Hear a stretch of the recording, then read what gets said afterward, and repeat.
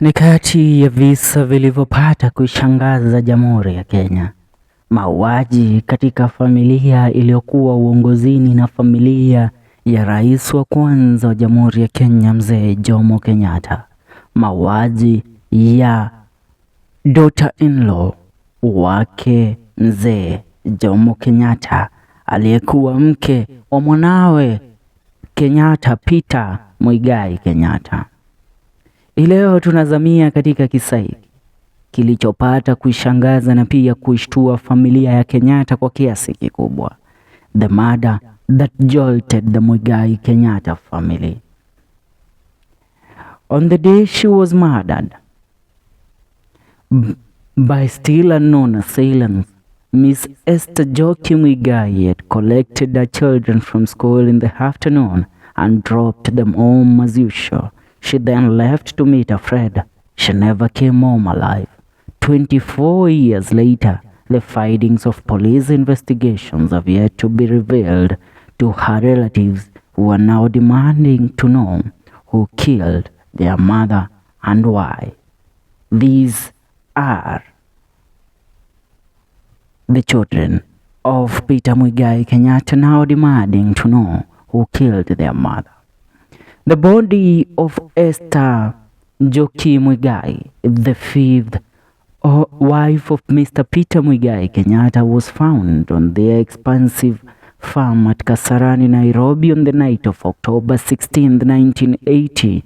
Mr. MUIGAI Kenyatta, a son of the late President Jomo Kenyatta and a brother to the former President of the Republic of Kenya, Uhuru MUIGAI Kenyatta, was at one time an assistant minister for foreign affairs. Ms. MUIGAI, then aged 47 years, had been attacked and murdered at the farm gate by an unknown assailant as she drove home. Police said she was attacked by gangsters who had earlier laid an ambush and that they killed her as she opened the gate. It was reported that she was heard screaming before apparently being forced back into the vehicle. Farm workers dashed out but found her attackers gone. During the search that followed, police found the body dumped by a road near Njiru Country Club just after midnight. A car was found more than 25 kilometers away, abandoned and having been partially burnt near Jamhuri Park. That the killing took place at all still baffles our relatives, because the MUIGAIs, because they were an extension of the larger Kenyatta family, were well guarded. They were well guarded and well protected in Kenya, and they were a respected family in the country, being the first family. Also, their farm then was behind the Gadharaini Armory, a military compound guarded by armed soldiers 24 hours a day. There is a public road passing by the armory gate to the farm, and it would have therefore been surprising that the killers went past the armory and laid an ambush without the soldiers noticing anything.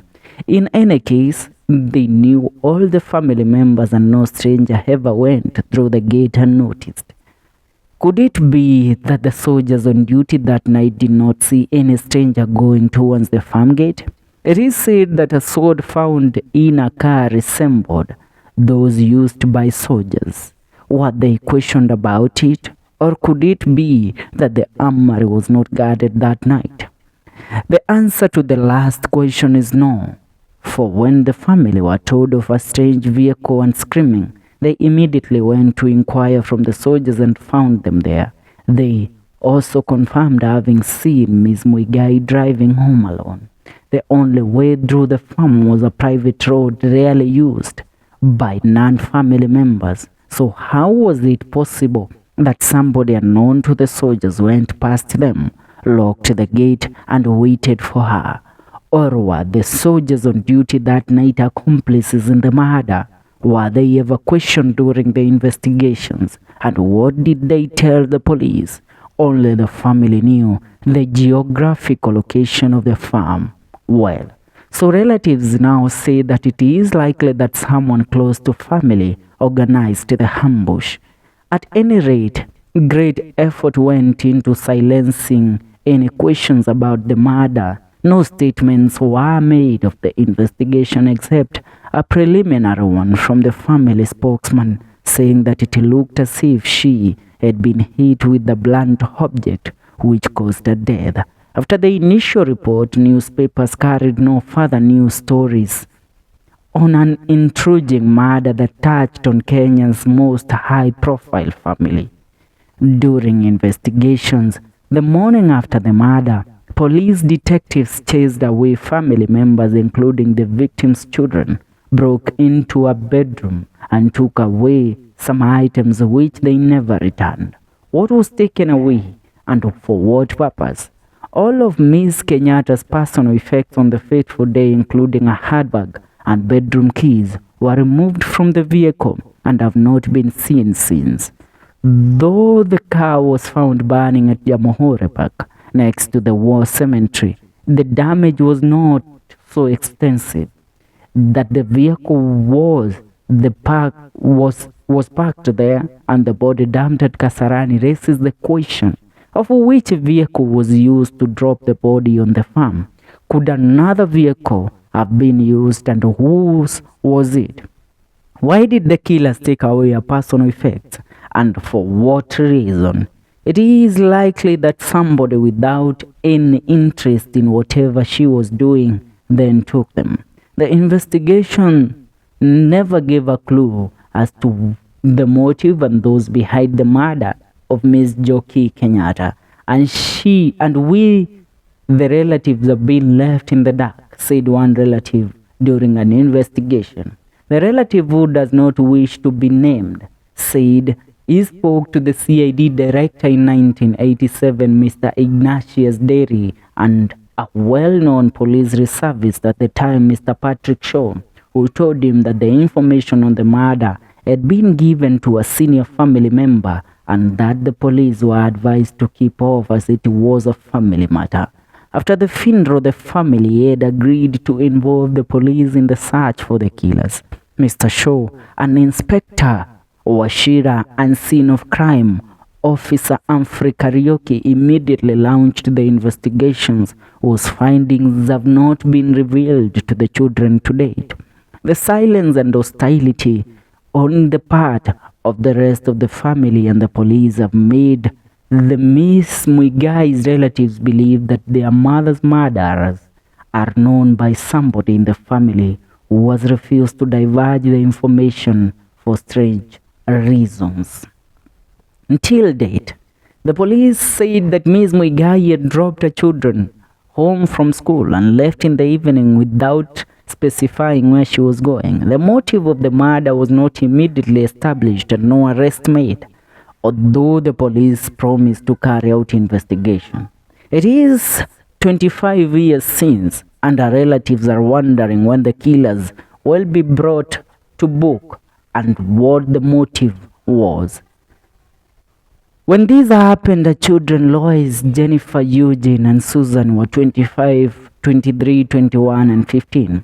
Therefore, who are some of the 22 children left behind by Mr. MUIGAI Kenyatta in 1979, along with their close relatives, are still waiting to be told by the police or any member of the family who those behind the killing were. Who of the family were behind the killing. According to Eugene, who was at home when the incident happened, it was routine for the mother to take them to school in the morning and pick them up in the afternoon. On the fateful day of October 17th, she took them to school as usual in the morning and collected them in the afternoon and dropped them home. She left at around 5.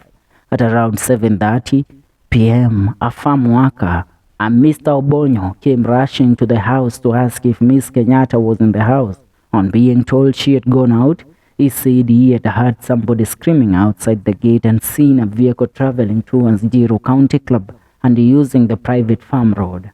Eugene immediately informed the rest of the family and rushed to the army men guarding the armory to inquire which vehicle had just left the farm. The soldier said it was a Esther's Miss Kenyatta'S vehicle, registration number KPD 543, that had just gone through the gate and that she was alone in it. The family immediately informed the police, and officers from the Jiru and the Ruaraka stations were mobilized to mount a search. They established that the killers had laid an ambush outside the gate after locking it. On finding the gate locked, Miss Kenyatta came out of the vehicle and, as she opened the gate, was grabbed and kidnapped. As the search for the body went on at around 9:30 p.m., the officer stumbled on a packet of embassy cigarette, a piece of cloth torn from a dress, and a false teeth.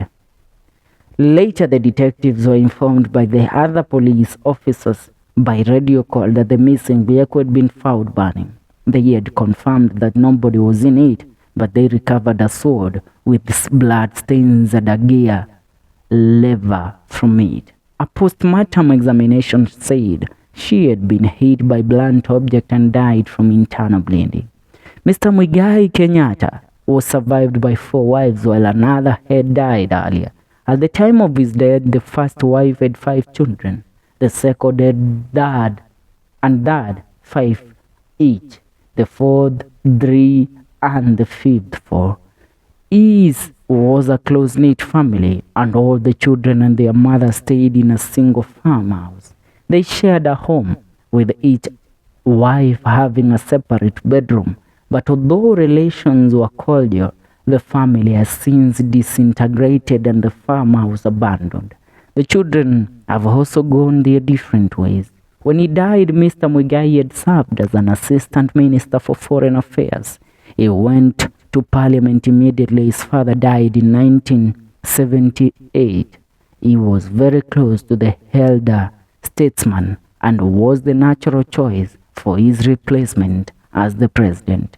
Relatives still grappling with the laws are left to speculate on the possible motives. Could it be that the murder had something to do with the property at Nairobi's industrial area she owned jointly with another person? A tenant who had leased the plot later told the family that Ms. MUIGAI had differed with her partner, as he had overheard them exchange once a week before the murder. Strangely, however, according to relatives, before his death in 1985, the partner was not known to have demanded his share of the proceeds in rent or otherwise. Relatives now wonder who he might have been, or whether he had any relatives assigned to claim his share of the property. Was he holding the stake for somebody else, or did he want to sell them to somebody else in the family? Did Ms. MUIGAI pay with her life because of differences over this property? On the fateful day, she had picked up her children from school and dropped them home as usual. Then she left home, saying only that she was going to meet a friend. If she did, who was this friend? As nobody ever come forward to say they met that day. Also about 10 p.m. on the night she died, the relatives say a relative came home from outside the farm as the search went on. Was he ever questioned by police on his movements that night? That a member of the family might have been involved in reinforced by a reluctance to discuss the killing. According to our relatives, at first they say it was not to be discussed to protect the family image. What protection if no family member was involved? If Esther was involved in any wrongdoing, let them reveal it so that everybody can carry their own cross. One relative said, or could the death have been linked to the sharing of assets following the death of Mr. Peter MUIGAI Kenyatta? Relatives claim to have established later that their mother and 2 other members of the family had signed letters of administration of their father's estate in the month leading to her death. Might a dispute or animosity have risen out of this? Their time is up and very soon, says one relative. Whether they are family members or not, they will be known soon enough. and face the law. The death of Joki, late President Jomo Kenyatta'S daughter-in-law, remains a mystery and a puzzle that need to be solved. Till date, the Kenyatta family has never tried to solve this murder, nor have they ever tried to reveal to the public what led to the firstborn son of the late President Jomo Kenyatta, Peter MUIGAI Kenyatta, the former MP of Juja, until now. So it's a puzzle that keeps on repeating itself. Why did the Peter MUIGAI's family, the one that was abandoned and killings were happening in this family?